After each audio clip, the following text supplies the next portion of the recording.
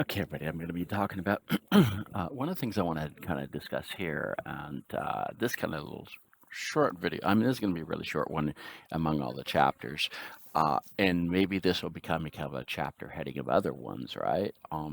Is context appropriateness, and I think that this really is what I've been talking about. I have referred to this a lot in the past as purpose-driven language technologies and purpose-driven kind of uh, content creation and purpose-driven database creation.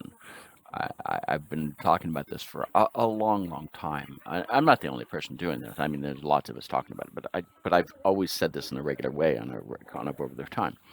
And so one of them was, uh, I really believe that when you're doing, you need to be like my speech stat car, and I'm going to talk about the speech. Go to the speech stat car chapter, or the one about the speech stat car, which is farther down in the chapter as well, where I talk about the speech stat project. It was in car environments, in car, in vehicle recording environments, with recording databases in the in car, in the in vehicle kind of context, so that the speech recognition system that would be built behind this afterwards, based on the speech data collection, would help you while you're in your car with speech data recognition, right? Um, um, so it's built for that purpose, uh, and the purpose of it was to do this for that specific purpose. You know, the speech data collection was built. The corporate were built for that purpose. So the speech collection process is purpose driven, and the result is going to be purpose driven, and so is the validation process to make it happen. So that's one specific example, and then the other one, what is my Carnegie Mellon diplomat project, which I mentioned in another video down the road here, so you can go watch that one too. In fact, I need to insert that one too. I forgot to insert that one. I'll talk about that one too. Where that was for rapid deployment, rapid development, rapid deployment, very specifically.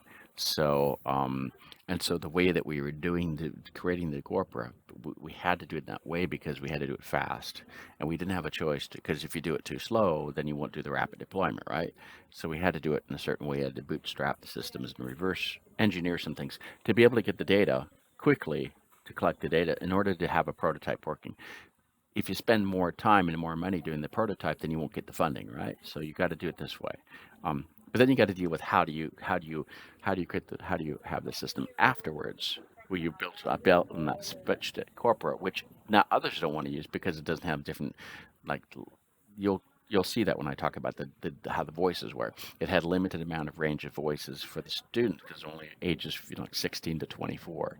So pretty much. So that's the limits to how other people want to use it. But then it really worked well for what we're going to do, and it was scalable.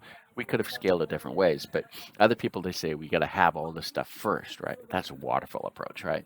I'm talking about how to do agile approach, but you got to do it in certain ways to make it happen.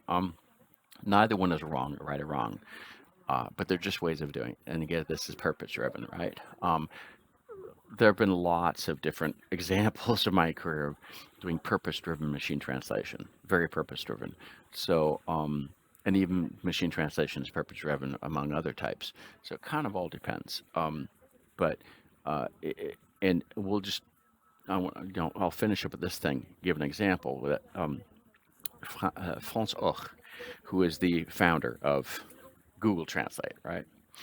Well, the Google Translate, that was not based on Systran. It was their own internal one because they were using Systran before that, right? Up until 2006.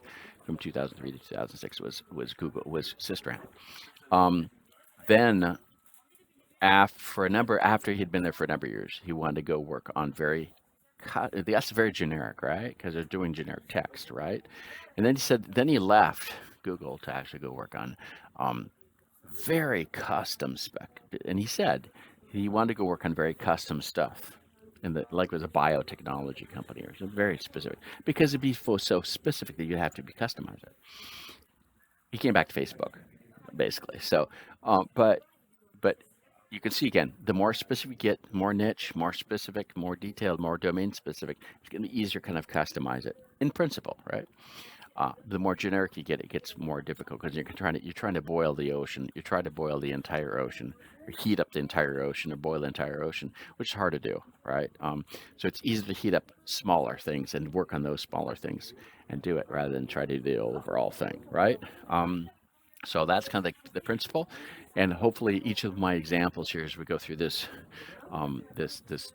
series of videos or book or whatever we want to call this thing, we'll give a lot of different examples of how this has been done in different ways, and then try to give a framework to help us. How can we look at it from a larger level, holistic level, and how can we apply this to language technology in general and to other topics too? So let's, I hope this will help, you know, uh, focus on that aspect. But again, I really do believe in this purpose-driven approach to anything, to creating criteria, to creating the databases, to creating the systems, to deploying the systems, to training the people across the whole thing. I really that purpose-driven with scenarios and context is super important. Appropriateness, what do you want to call these words? They all, and then we'll deal with this too when I talk about the semantic prototyping, because that helps create a prototype or a concept, a reference. But then everything else around that, and later on down the road, is always going to be specific, referring to the kind of the prototype or the prototype. You got to be careful of the prototype, the reference. Okay, the prototype is actually the word that's used in the book and all that, but in that book about George Kleiber, but the idea is a reference, a referent, or that. So this hopefully gives a little bit of things of how to think about as we get going in this along this path of how to do this quality assessment.